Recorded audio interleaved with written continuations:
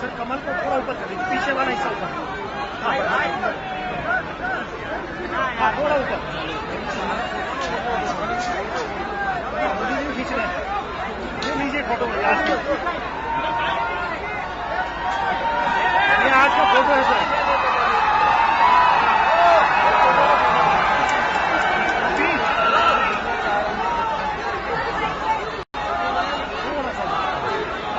आज का फोटो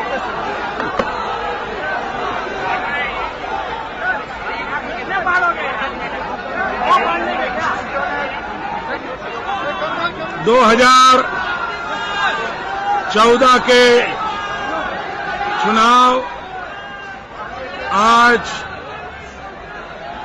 गुजरात में मतदान है। देश के और भी कुछ राज्यों में मतदान है।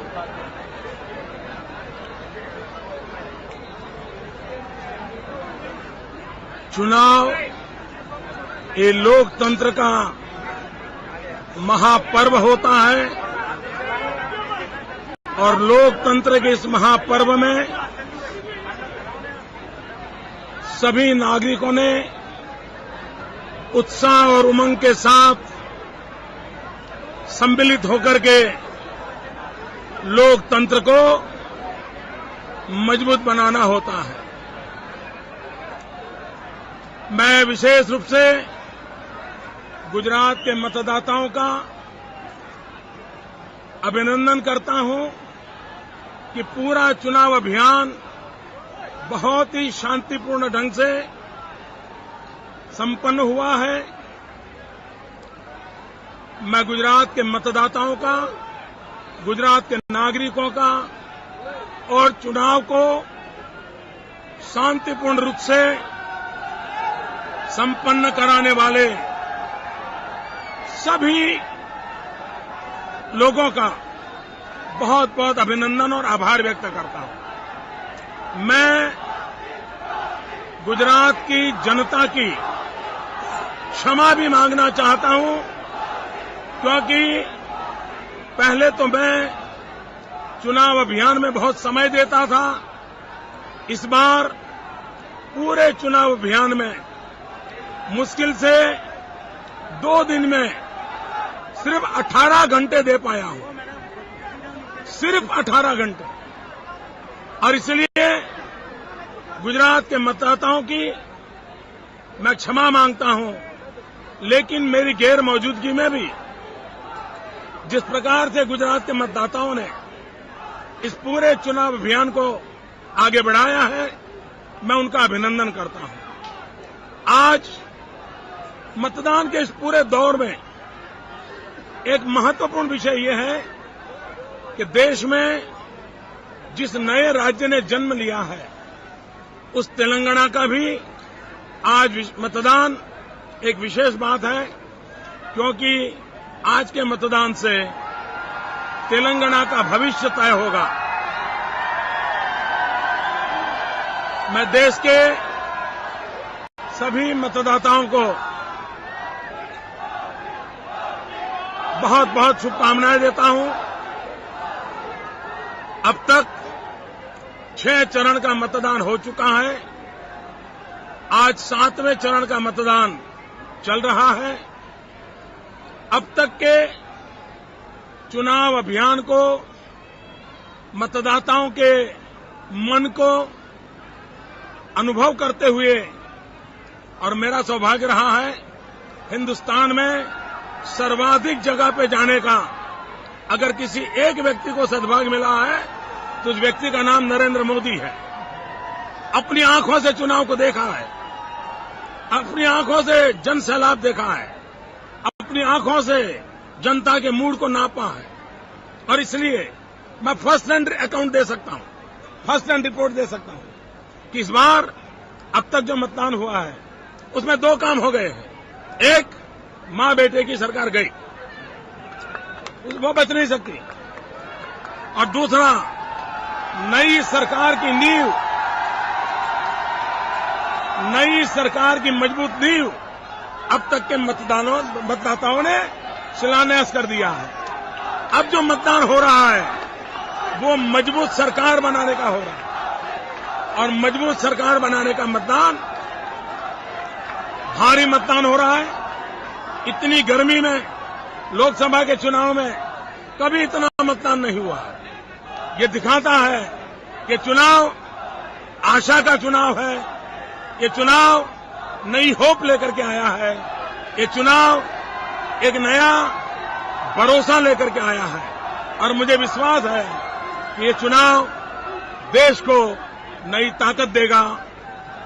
देश के भाग्य को बदलने में ये चुनाव बहुत बड़ा रोल अदा करेगा, और 21वीं सदी जिस रूप से हम देखना चाहते थे, जिसका एक दशक खराब हो गया, उस संकट में से देश की जनता देश को मुक्त करा देगी। 7 आरसीआर से कितना नजदीक पाते हैं वो अपने आप को? जो अभी तक चुनाव हुए हैं, आपने खुद भी बोला कि सरकार जारी है, सोनिया मां बेटी की सरकार जारी है, तो 7 आरसीआर के कितना नजदीक पा रहे हैं अपने आप को? दिल्ली में संसद का जो चुनाव हो रहा है, देश की जनता का विश्वास जिस प्रकार से प्रकट हो रहा है, 16 मई के नतीजे एक ही संदेश लाने वाले हैं कि दिल्ली में भारतीय जनता पार्टी के नेतृत्व की मजबूत सरकार बनने के संकेत साफ साफ नजर आ रहे हैं, कोई कंफ्यूजन नहीं है।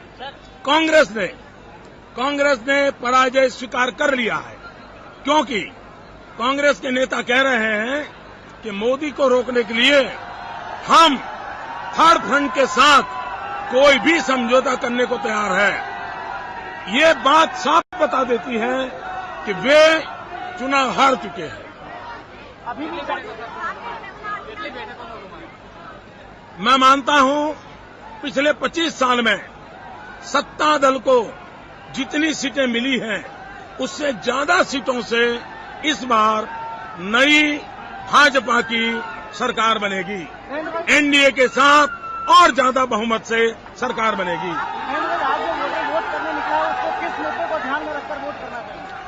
मैं मतदाताओं को हमेशा कहता हूं, ये चुनाव विकास के लिए होना चाहिए, ये चुनाव सुराज्य के लिए होना चाहिए। महंगाई ने गरीब को मार दिया है, बेरोजगारी ने नौजवान के जीवन को तबाह कर दिया है, भ्रष्टाचार ने देश को खोखला कर दिया है। देश को भ्रष्टाचार से मुक्त करना है, देश को महंगाई से मुक्त करना है, देश को बेरोजगारी से मुक्त करना है। किसान आत्महत्या कर रहा है, आत्महत्या करने वाले किसान को बचाना है। मां बेटियों पर बलात्कार हो रहे हैं। हम लोगों का दायित्व है, समाज के नाते, सरकार के नाते, कि हम हमारी मां बेटियों को सम्मान दे, हमारी मां बेटियों को सुरक्षा दे, और दिल्ली जो बलात्कार की नगरी बन गई है, हम मां बेटियों के सम्मान के लिए काम करें।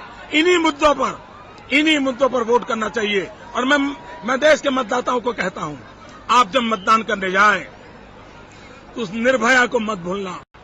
आप जब मतदान करने जाएं तो उन बेरोजगार नौजवानों को मत भूलना। आप जब मतदान करने जाएं और लाखों किसानों ने आत्महत्या की है, उसको मत भूलना। आप जब मतदान करने जाएं तब लाखों किसानों ने आत्महत्या की है, उसको मत भूलना। आप जब मतदान करने जाएं तब हमारे जवानों के सर काट करके पाकिस्तान ले गया था, उसको कभी न भूले। भाइयों बहनों, 10 साल देश पर जो जुल्म हुए हैं, उसको भूल करके मतदान मत करना। उन सबको याद रख करके अपने उज्जवल भविष्य के मतदान करें। मोदी जी, आपने शुरू में विकास के मुद्दे पर चुनाव लड़ा था। शुरू से आप बोलते थे कि विकास, एडमिनिस्ट्रेशन, तमाम चीजें, सुशासन आगे बढ़ना चाहिए, लेकिन बीच में कहीं आकर के व्यक्तिगत अटैक भी करने शुरू कर दिए। क्या आपको लगता है ठीक है क्या चुनाव के लिए? आज भी, अभी भी हम एक ही बात बोलते हैं, विकास विकास विकास, सुशासन सुशासन सुशासन, महंगाई के खिलाफ, भ्रष्टाचार के खिलाफ, कुकर्मों के खिलाफ। लोकतंत्र में जनता को प्रशिक्षित करना, उसी को लेकर के चले हैं। डे वन से हमने जो एजेंडा लिया है उसी एजेंडा पे चल रहे हैं। आज सुबह सुबह मायावती बोली है कि दलित वोटों को हासिल करने के लिए बीजेपी हर पहले अपना रही है। तो आपके सामने कैसे में इस तरह का आपके रिएक्शन? तृणमूल कांग्रेस ने ये कहा है कि अगर आप माफी नहीं मांगेंगे तो डेफिनेटली केस नहीं जाते। मैं पिछले 12 साल से सीबीआई से लेकर के सारे केसों को भुगत चुका हूं और जो लोग लोकतंत्र में मुकाबला नहीं कर सकते हैं उनके लिए जो भी और रास्ते हो उनको मुबारक है। आपने कहा कि कोई कंफ्यूजन नहीं है, सरकार आपकी बनने वाली है, बैग पैक कर ली है, आपने 7 RCR के लिए पूरी तरह से तैयारी हो गई। भारतीय जनता पार्टी के नेतृत्व में दिल्ली में मजबूत सरकार बनने वाली है और देश की भलाई के लिए करने वाले कामों का खाका भारतीय जनता पार्टी के पास तैयार है। दलित वोटर्स बीजेपी के बहकावे में ना आए, ऐसा मायावती कह रही है।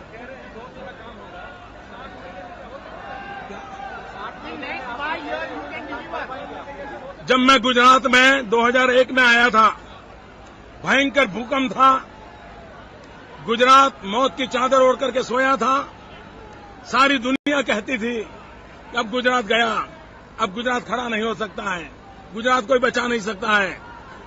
जनवरी में भूकंप आया था, मैं अक्टूबर में आया था और 3 साल के भीतर भीतर 30-32 महीने में हमने गुजरात को मौत की चादर ओढ़ा हुआ सोया हुआ गुजरात खड़ा कर दिया था, दौड़ाया था और विकास की नई ऊंचाइयों पर ले गए थे। ये देश में बहुत ताकत है, 125 करोड़ देशवासियों की ताकत पर मेरा भरोसा है और इसलिए एक बार हिंदुस्तान का एक नागरिक एक कदम चले तो हिंदुस्तान 125 कदम आगे बढ़ जाएगा। मोदी जी, ममता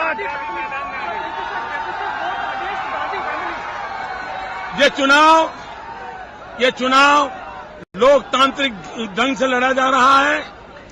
ये चुनाव आशा का चुनाव है, विश्वास का चुनाव है, भरोसा का चुनाव है। देश की आशा भाजपा में है, विश्वास भाजपा में है, भरोसा भाजपा में है। देश का मतदाता भाजपा लाने के लिए पॉजिटिव वोट कर रहा है। मोदी जी, एक सवाल है, मुद्दे एक तरफ रह गए, आप अकेले निशाने पे हैं। मैदान में आ चुकी है, मां बेटे के साथ प्रियंका वाड्रा भी जुड़ चुकी है, आपको क्या लगता है? मोदी जी, एक सवाल ये है कि मुद्दे एक तरफ रह गए और सबके निशाने पर आप आ गए, तमाम पार्टियों के, चाहे ममता हो, जयललिता, मायावती हो, सब तमाम लोग। ऐसी गलती मत कीजिए। उनका डे वन से, आप देखिए, डे वन से जब से मुझे पार्टी ने प्रधानमंत्री पद के उम्मीदवार घोषित किया, मैं लगातार सोचता रहता हूं कि बेरोजगारी की समस्या का हल क्या हो, किसानों की समस्या का हल क्या हो, महंगाई की समस्या का हल क्या हो। सोचता रहता हूं, 24 घंटे सोचता रहता हूं। मैं समस्याओं का हल ढूंढता हूं और हमारे विरोधी मोदी का हल ढूंढ रहे हैं। तो पहले दिन से ही वो मोदी का ही हल ढूंढ रहे हैं। उनका एजेंडा मोदी ही है, भाजपा का एजेंडा भारत है, देश की चिंता है। उनका चुनाव कुर्सी बचाने के लिए है, हमारा चुनाव देश बचाने के लिए। एनडीए का मंत्रिमंडल बहुत बदनाम हुआ है, नरेंद्र मोदी का मंत्रिमंडल अगर वो पीएम बन जाते हैं कैसा रहेगा? आप बोलते हैं मिनिमम गवर्नेंस, 16 तारीख को कुछ सवाल बाकी रखोगे कि नहीं रखोगे? एक आखिरी सवाल है, लीजिए मोदी जी, पहला काम क्या करेंगे? वोटर्स को बहकाया जा रहा है और दूसरी तरफ अपमान किया जा रहा है दलित वोटर्स को लेकर के। बड़ौदा में लोकतांत्रिक प्रक्रिया से एक दलित बेटा कांग्रेस का उम्मीदवार घोषित हुआ और अचानक दिल्ली के कांग्रेस पार्टी के नेताओं ने एक दलित का घोर अपमान कर दिया, उसको चुनाव से हटा दिया। ऐसे कांग्रेस के लोगों को, औरों को दलितों के नाम पर बोलने का अधिकार नहीं है। हरियाणा में दलित कन्याओं पर जिस प्रकार से बलात्कार हुआ, उसका वो जवाब देने को नहीं है। स्वयं उत्तर प्रदेश में सबसे ज्यादा दलितों के खिलाफ क्राइम अगर पिछले 10 साल में हुए हैं तो उत्तर प्रदेश में हुए हैं। सबका, सपा, बसपा, कांग्रेस तीनों दलितों को बर्बाद करने में नंबर 1 पर रहे हैं। एक सवाल है मोदी जी, प्राइम मिनिस्टर बनने के बाद पहला काम आप क्या करेंगे? क्या लोग उम्मीद करें कि प्राइम मिनिस्टर बनते ही आप एक पहला काम क्या करेंगे आप? 16 मई को बाद आप मिलिए। प्रियंका गांधी को मोदी इंडिया मैदान में इसलिए उतारा। 16 मई के बाद आपका स्वागत है इन सारे सवालों के लिए। प्रियंका गांधी को मैदान में इसलिए उतारा गया क्योंकि कांग्रेस इन्होंने पूछ लिया, मैं जवाब दे दिया। प्रियंका गांधी को मैदान में इसलिए उतारा गया क्योंकि कांग्रेस डर गई आपकी लहर की वजह से। डे 1 से भाइयों बहनों कांग्रेस पार्टी में अब देखिए उनके दिग्गज नेता चुनाव के मैदान से भाग गए। ऐसा चुनाव देखा है जहां प्रधानमंत्री खुद चुनाव नहीं लड़ रहे, वित्त मंत्री चुनाव नहीं लड़ रहे, सारे उनके बड़ी दिग्गजों की टोली चुनाव से मैदान के भाग गई है। तो चुनाव घोषित होते ही कांग्रेस पार्टी ने भागना तय कर लिया है। वो अब कोई नेता अपने को बचाने में लगा है, कुछ नेता कुर्सी बचाने में लगे हैं और कुछ नेता कांग्रेस की आबरू बचाने में लगे हैं। और अधिक उनका कोई एजेंडा नहीं है। हमारा काम है नौजवानों के भविष्य को बचाना, हमारा काम है किसानों के सपनों को बचाना, हमारा काम है मां बेटी की इज्जत बचाना, हमारा काम है भारत के भाग्य का बदलाव लाना। और इसलिए हमारा एजेंडा एक ही है, देश बचाओ, देश को आगे बढ़ाओ। इसी एजेंडा पर हम अड़े हुए हैं।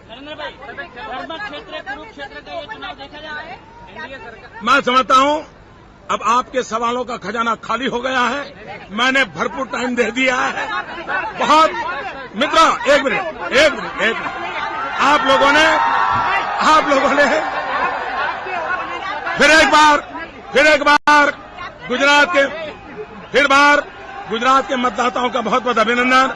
मैं फिर एक बार मतदाताओं को कहता हूं, मुझे आज बिहार जाना है, मुझे आज आंध्र प्रदेश जाना है।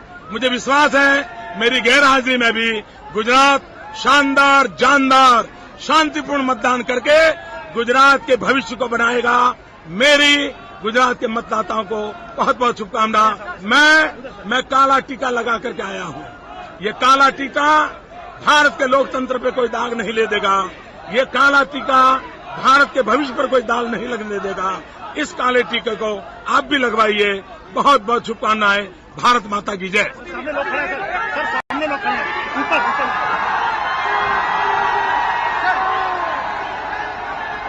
सर